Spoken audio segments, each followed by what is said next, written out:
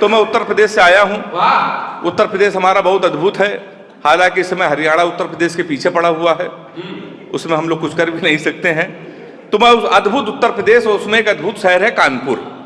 आप दुनिया के किसी भी शहर में चले जाइए, आप कभी कानपुर आइए तो आपको लगेगा इतने विचित्र लोग कानपुर में ही क्यों हैं।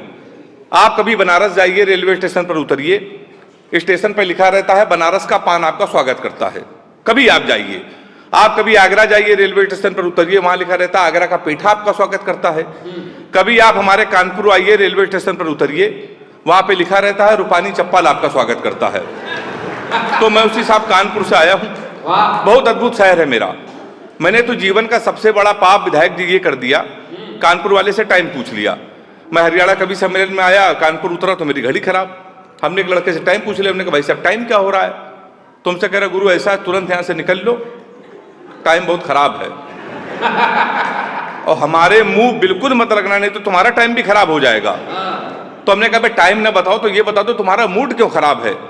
कह लगा भाई साहब हमने एक लड़की से कोई इतना कहा कि बड़ी कमजोर है, कुछ खाया कर, वो हमारा 50,000 रुपए खा गई। तुम हमारे मुंह लगे हुए हो, हमारे मुंह बिल्कुल मत रखना, हमारा दिमाग बहुत खराब है। तो हमने कहा क्यों?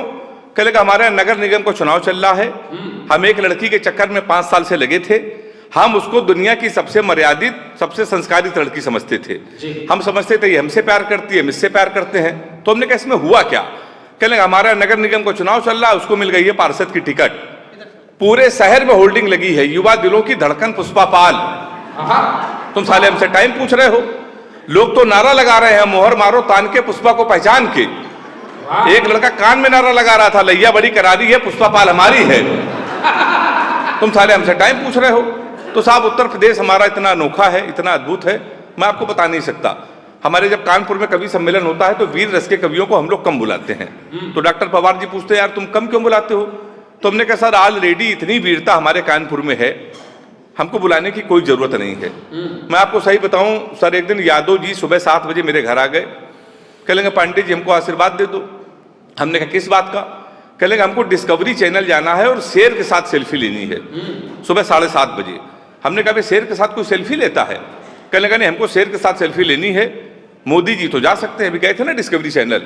हमने कहा यार वो देश के प्रधानमंत्री हैं, पूरी व्यवस्था उनके साथ चलती है, पूरी फ्लीट चलती है, तेरी क्या व्यवस्था? तो उसने कहा पांडे चिंता ना करो, क्वार्टर हमारी जेब में पड़ी है, हमको जाने दो। भाई साहब वो यादव जी गए और उन्होंने शेर के साथ सेल्फी डाली। 26 जनवरी को कानपुर में उनकी याद में कवि सम्मेलन है,